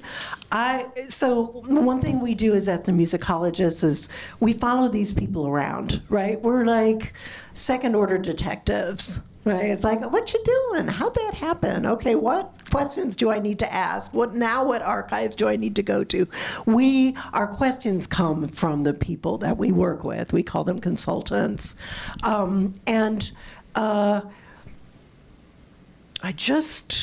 Wait, what am I addressing? Wait, what was the question? We were talking about how's the shift to streaming changed what counts as musical labor? What's hidden? What's hidden? Wow.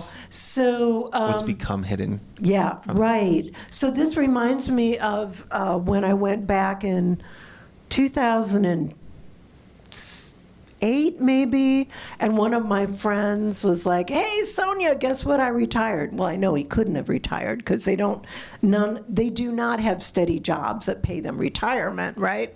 I'm like, "What do you mean you've retired?" He says, we go to these wedding gigs, we put our instruments together, we play like 3 tunes, and then all the requests come up for MP3s. And the youngest person in the ensemble plugs in their phone, and they play a tune over and over and over again. So we get another break, right? So there has been this adoption of streamed music. In these cases, it's mostly YouTube that they curate themselves, or you can go to an internet cafe and get a thumb drive that's filled up with the latest hits that just came out this spring. So there's been more of that. Another way, though, to think about this is all of us, have been in this long process of living and musicking through recordings. So when you were talking about earlier, when Eric was talking about, not hearing music because it's in the background, right? 1917 was when Eric Satie, this crazy, wonderful French composer, created a genre called furniture music, which is music for the foyer, and then music to be played in the dining room, and music to be played in the living room. And when he premiered this at during an opening for one of his friend's paintings, he got really mad because he got a small quartet to play his furniture music, and people stopped to listen to them. All right? So let's think about that, right? Then in the 1940s, there was a movement of industrial recordings that were commissioned by companies to play music, a series of whatever it was, Muzak type, that would be of a certain tempo to keep people working faster. And there would be lunchtime music.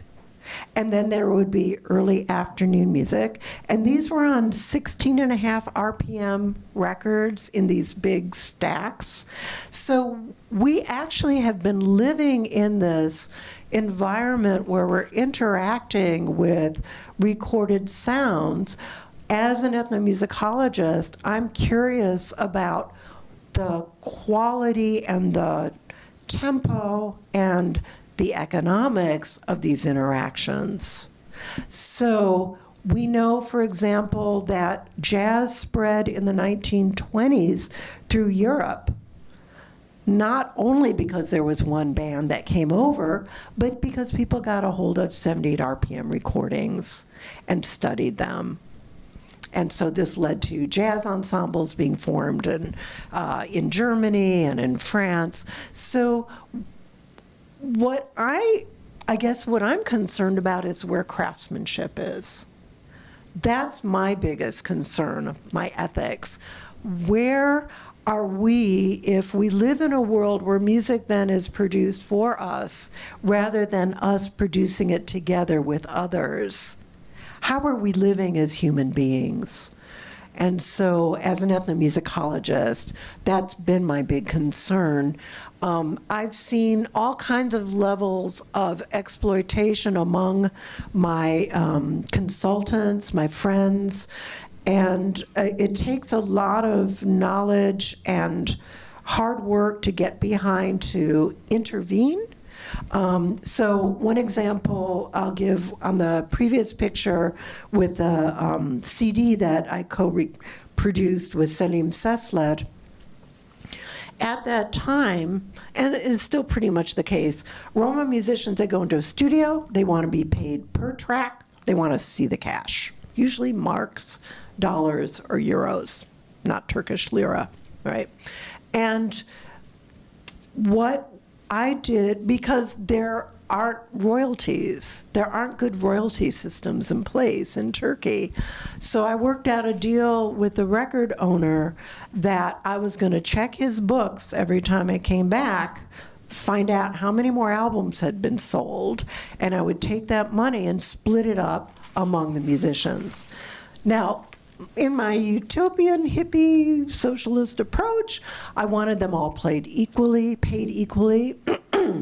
In the Roma system, it's big fish eats little fish. So my clarinet teacher would get the largest. So I always had to go through him first. But I would take the money from the record company, would sit at a round table like this in front of his family, and we would split up the money. And the first time he'd say, we need a larger share for my son because he has to buy a house, so he took out that amount. And then we would split it up, put it in envelopes, and seal the envelopes. And then I would go back to the hometown where the other musicians lived to pay them. And so I was able to do that about 3 or 4 times. By the time, the second time, Selim had really gotten to be very famous, so he didn't need the money. And so we split everything equally. But that took a lot of manipulation on my part, and also I had to navigate their own systems within the Roma community of prestige and power and access. Yeah, so I think you just kind of answered my next question, where I was going to ask, when you imagine a future where musical labor is treated with dignity and care, what does that look like? Not just economically, but socially and culturally, and it's more equality in terms of payment distribution. Right, definitely. You know, I would say, though, on behalf of my friends, if they were here, they'd say, money, show me the cash. Right? I want to buy a house. I want to be able to have a wedding. They were hurt very badly with COVID. And before that, crackdowns from the government that shut down a lot of venues that they had been playing at before.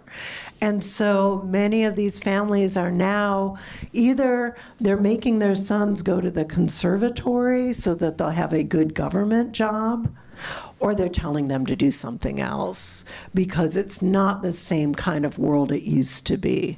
But yeah, ideally it would be something that people would be compensated according to their labor, to the work that they do. Yeah. Well, let me ask you then, what gives you hope right now when it comes to musicians, communities, and the possibility of change? What looks most promising? Those of us who keep looking for the cracks and pushing those cracks. So yeah, groups like Minor Mishap, Blow Commotion, the singing circles, people busking on the streets. These are ways of saying, we do music wherever there are people, and we don't have to rely on a venue. Of course, it would be ideal. And it's great, actually, now that Austin has set up a policy where if you're hired by the city or any of the grants that come from the city, each musician has to be compensated $200 each. And another shout out here to both Robin and Charles. They spearheaded a project from the city of Austin which resulted in an amazing report called Support Austin Musicians, which is up on the website. Through that, they formed research teams. I got to be one, where we interviewed, about 100 musicians total, something like that. It's an venue incredible owners. research project. Is supportaustinmusicians.org? Org, yeah. It's really worth looking into. There's a lot of Yeah. really powerful research and feedback in it. Right. So we were able to note the histories of segregation in Austin and how they're very much still present today. Of course, now with a gentrification and dislocation that's occurring, we were able to document that from musicians' words and what it is they need. Parking, for example, which has become really prohibitive, right, Yeah. for musicians. So it's that kind of work that gives me hope. It's also the work of those who believe in doing music. You just have to do it. And we need to inspire each other to do it. We live in a society with the legacy from Western European classical music that either you're a musician and you spend 8 hours a day in a tiny little practice room, or you're no good, right? And what we need to remind us is that music is everything in what we do. And so also it's on those of us who are professors, who teach in music, to encourage everyone to participate in musicking. Yeah. Thank you, Sonia. Why don't we wrap up our interview portion right here and open up the audience to Q&A? Does anyone have questions for Sonia they'd like to ask? Excuse me, I do actually. Okay.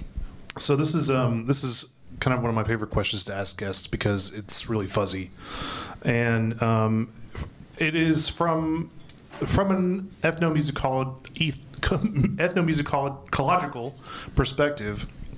When you're talking about AI music creation, where do you think the line is between too much and none at all, I guess? Like what, because you can type into Suno a prompt and it'll instantly generate music for you.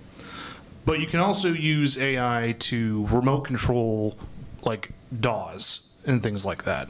So I can tell it to go in like, I need 5 bars of triple notes or whatever, and it'll create that for me, but then I go in and select the sounds and the effects that get applied to that, and you can shift them and stuff like that. So where do you see from your perspective that kind of playing out in the future? One thing I don't do is predict. I just can't, right? And I'm interested in what is happening and documenting that, sharing information about it, where I can intervene to help. So I don't know. I can certainly see there's a term called affordances, right? Access.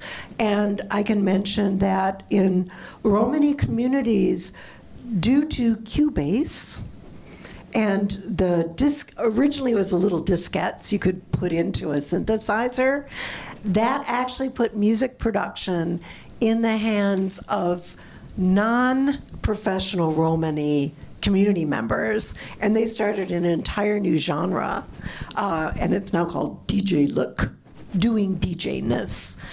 So got the computer, or got something that looks like a keyboard, but really manipulating the rhythms, and then they either rap or sing Romani songs over that. So that is maybe closer to what you're talking about. One of the differences, I think I could maybe clarify a little bit in that, where's the line between being a musician and not being a musician in that spectrum?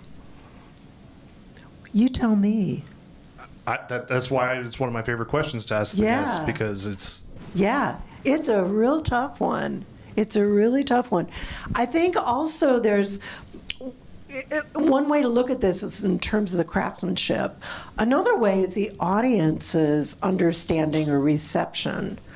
And so far, the communities I'm working with, they're really cranky, especially Roma communities, because they know the music. They know what's good and they know what sucks.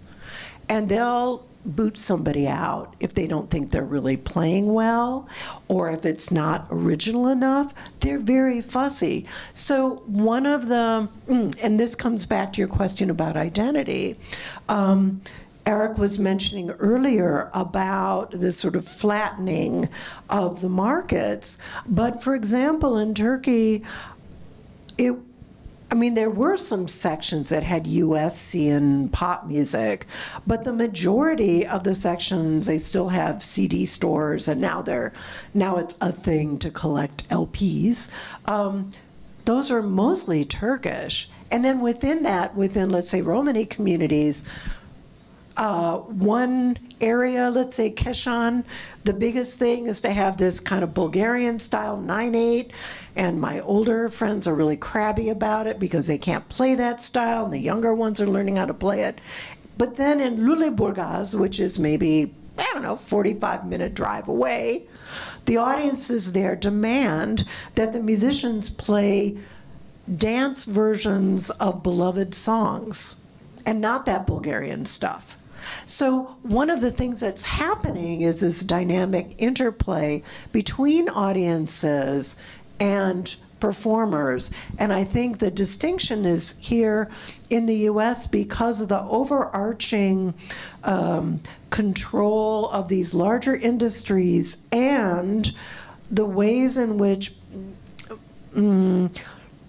everyday community members have been giving themselves up to processed music, the value of it, rather than making it themselves or curating it themselves. I think that's a different phenomena, but I'll say I did an interview at KVRX last night, which was awesome. The two DJ I heard it was good. It was good. Oh my goodness. And they are so anti-AI. And they're like, I'm gonna learn how to make a CD from my own tracks. It's like, you go, girl, right? I mean, it's so beautiful. good job. Their Thank you. passion for the tactile, for the ownership that Eric had mentioned, which used to be able to do. And I wonder if there's going to be a pushback because human beings are craftspeople.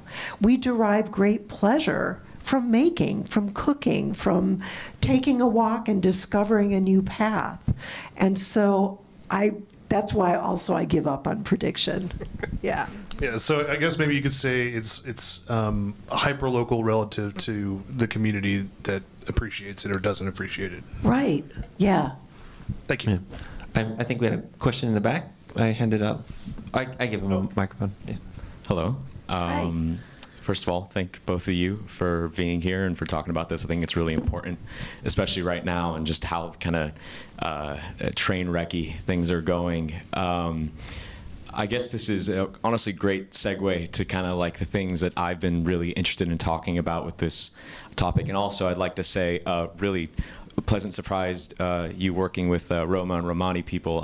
I come from a first-gen Romanian family, and so around a lot of that community of people. And I mean, my dad playing weddings for 3 days straight on end with his mother, and these crazy differences in how people kind of tackle art compared to and treat it as it's work. It is not work in the sense of like of I'm going to work. It is I am plowing the fields. Yes. Very physical. Yeah.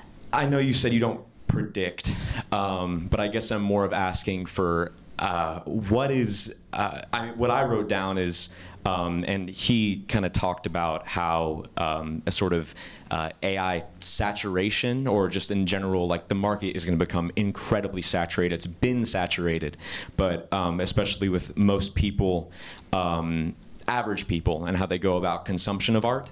I think it's going to become very damning in the next couple of years about people kind of turning a blind eye to the things that are good enough.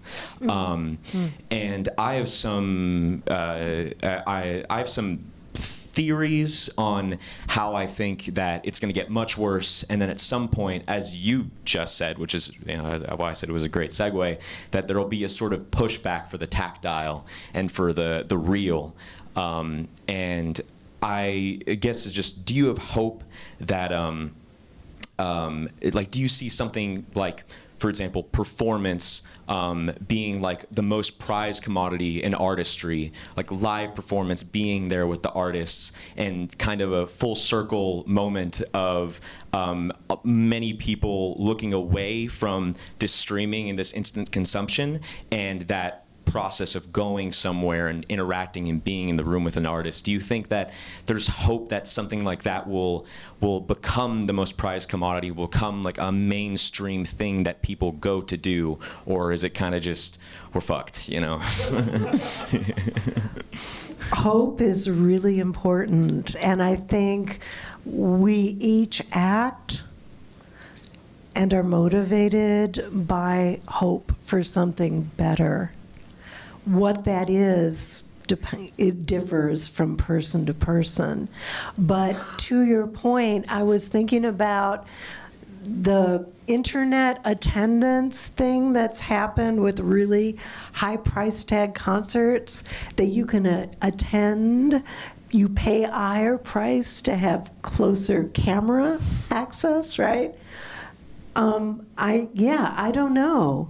I don't know what to say about it. I do know that people have been living with technology. So it's very likely that something will happen where that kind of pseudo-liveness or inculcate a desire for actual live experience. I don't know. That's a really good question. But I think as a researcher, one of the things I'm tracking in Turkey, and this is also true here, the way that we live in this dynamic relationship with recorded technology. So think about early snap, crackle, pop cylinders and then 78 RPMs. The work the companies had to do to get people to hear that as equal to live. Right? I don't know if you guys know this. I met this woman. She was part of this. In the 1920s and 30s, they would hire musicians to go play in front of a curtain, or behind a curtain, sorry. And they would do this thing, is it live? She and her sister would play. Her sister played trumpet, she played piano. Then they would play the recording, right? The fact that they had to do that meant that they had to educate people's ears to substitute the recording for the live. And now we're living in an era where people are running after the recordings. The musicians I work with, for example, in Turkey, they're really tasked with how to play on stage a concert based on this artist's recording, where there had been an engineer who could, erase out any of the bloopers and add effects. And so it's pushing technique constantly, as I've heard from these musicians.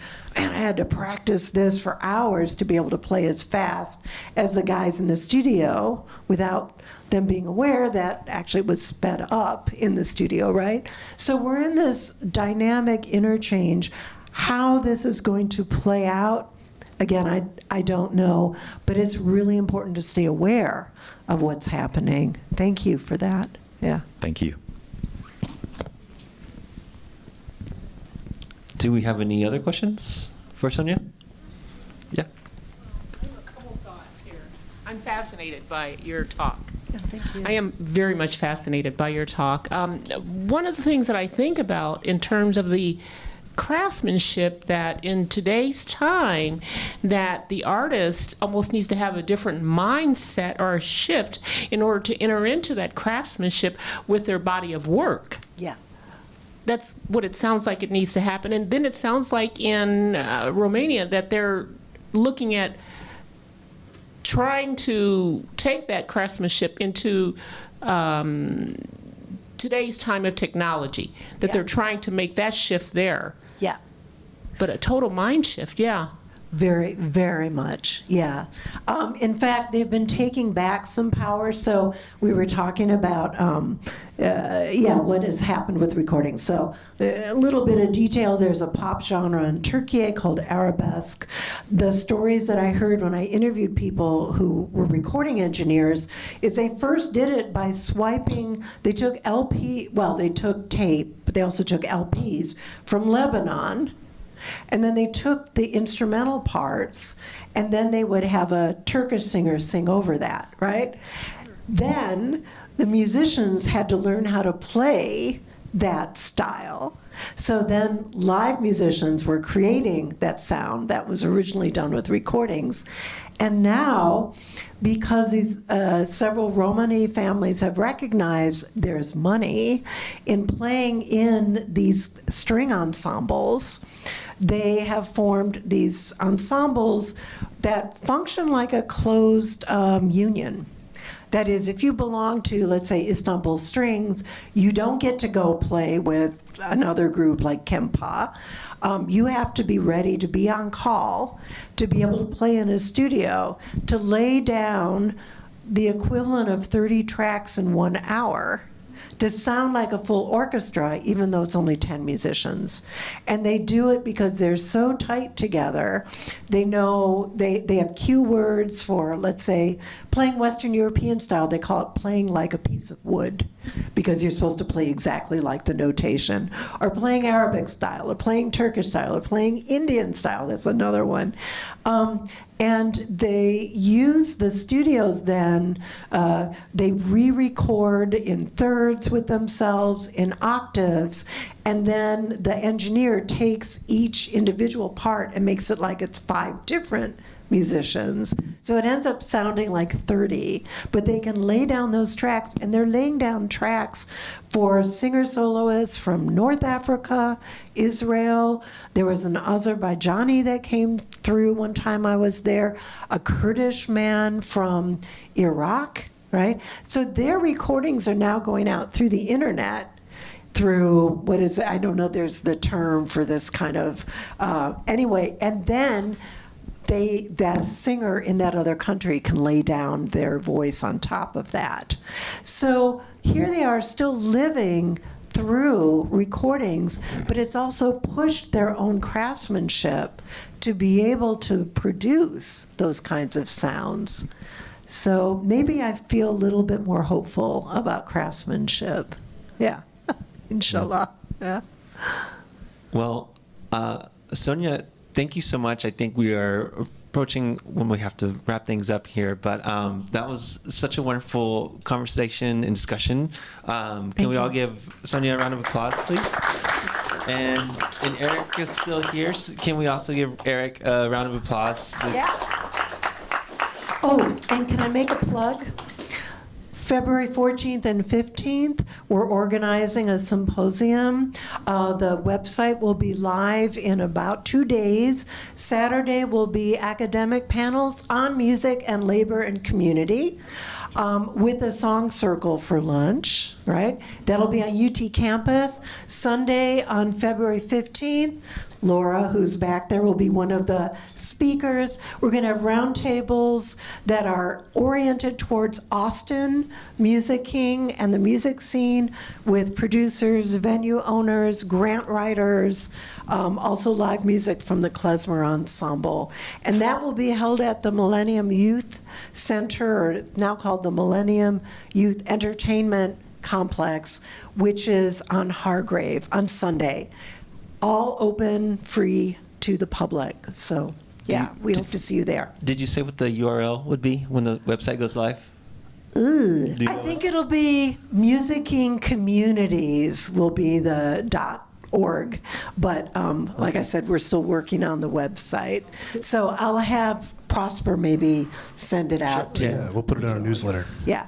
Yeah, and so this is also another time to remind you all this. So this is going to be part of a 2-part series here.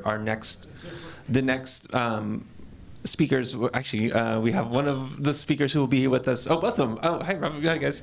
Yeah, that will be on February 11th, where we'll continue this discussion into music streaming and how it's impacted labor, music sustainability, things like that. So thank you for sticking around. I know this is a longer discussion, but I think with their research and their studies, it really deserves a little more attention and focus. So yeah, thank you all.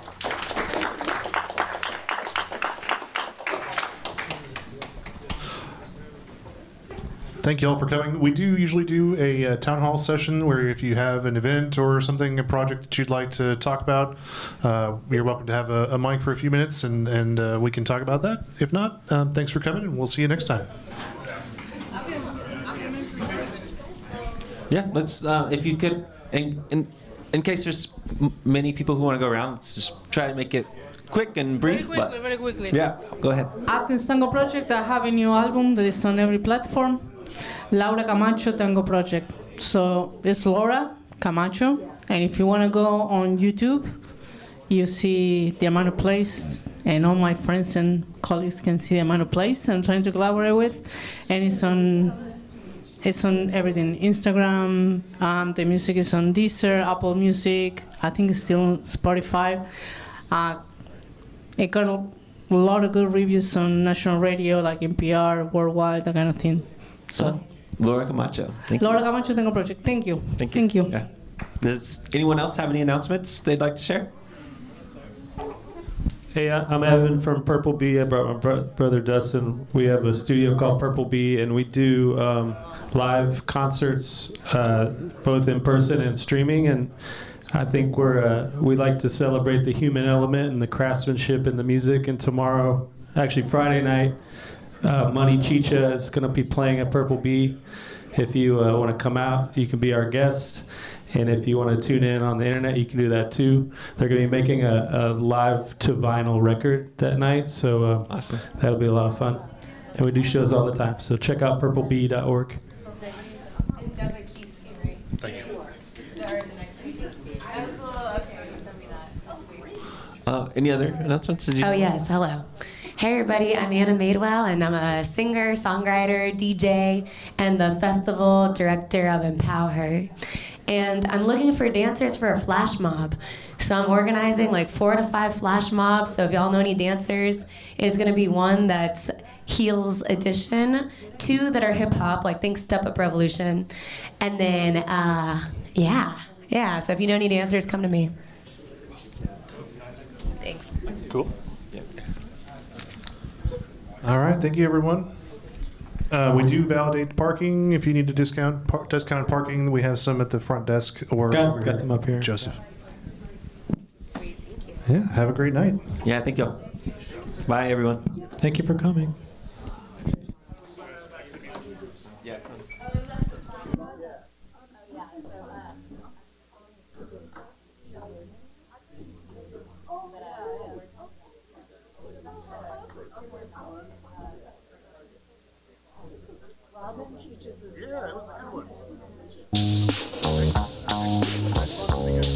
They told you not to put all your eggs in one basket, to have a plan B for safer landing. But the universe wants you to ask it for that which you need, and it will answer. A little hope makes its nest in the rafters and sings a sweet song. When you are not strong, you must have integrity as you go after that which your heart seeks until it's mastered.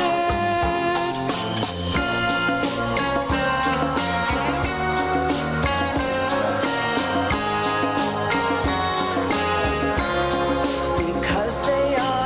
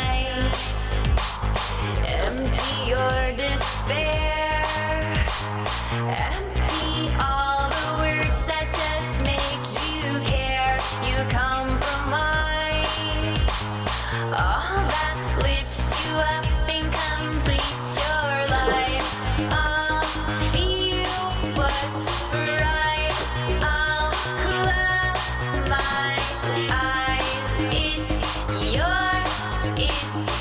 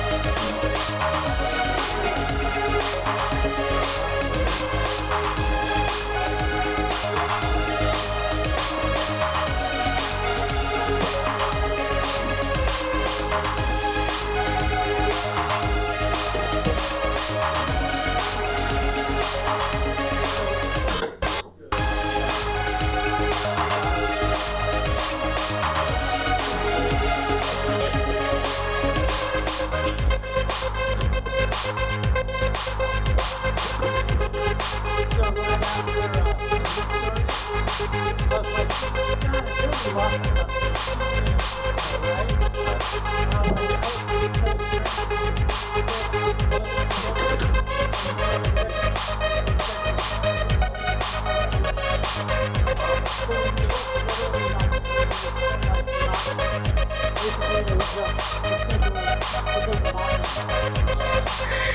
when you feel again, you can open up your life.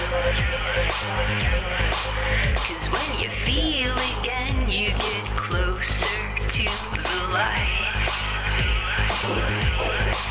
You know the time is fading fast, and we are not just built to last.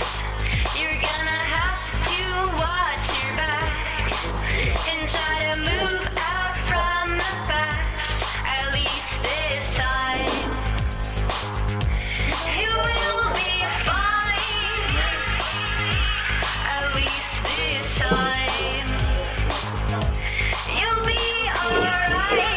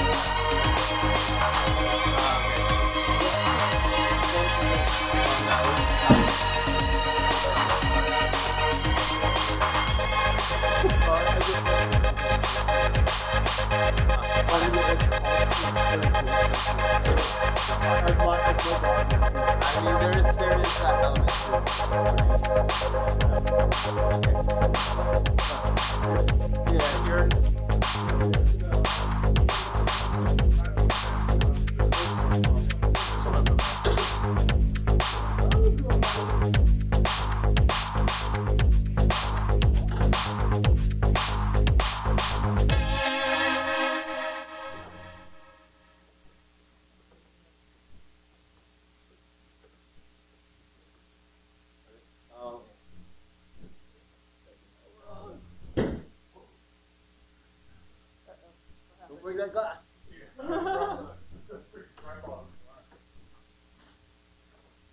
You want more of this food before I dump it? I will definitely take some of that. I'll take it. Yeah, take whatever you want. Take the whole thing. I was wondering that. Yeah, actually, that.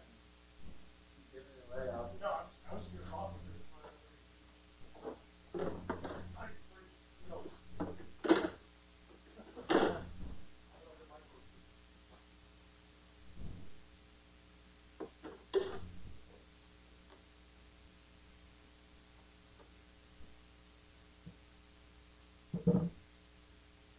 Nobody saw any press, right? No. No.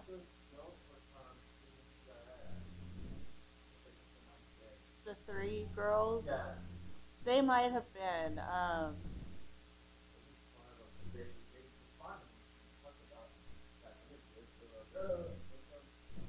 I know they kind of, when somebody in the beginning, when the first professor said something about asking about if everybody was working, they kind of all looked at each other like, no, like, oh, are we not supposed to? It was weird with the girl from the PhD student that was in the front. I saw her on her laptop in the beginning, and she had the press release open, so I was like, this really looks familiar. So I wonder how she would have. Well, maybe she.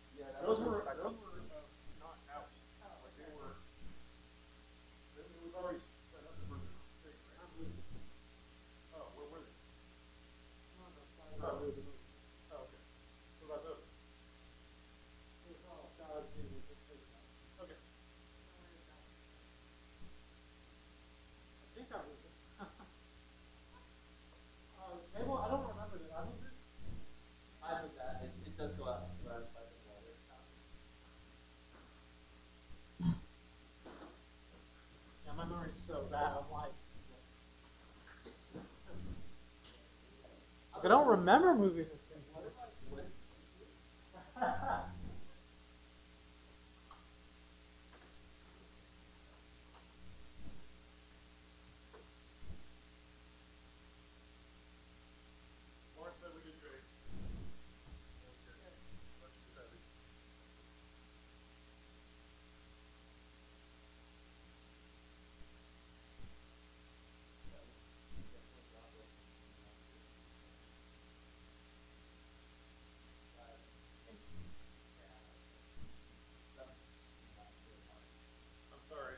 I tried to show you all of it as much as possible. No.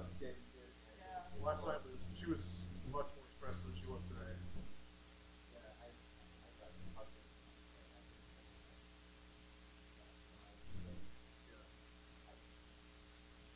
I hope that she wants us to go more. Hopefully seeing that it's just 4 of us here, it's fine.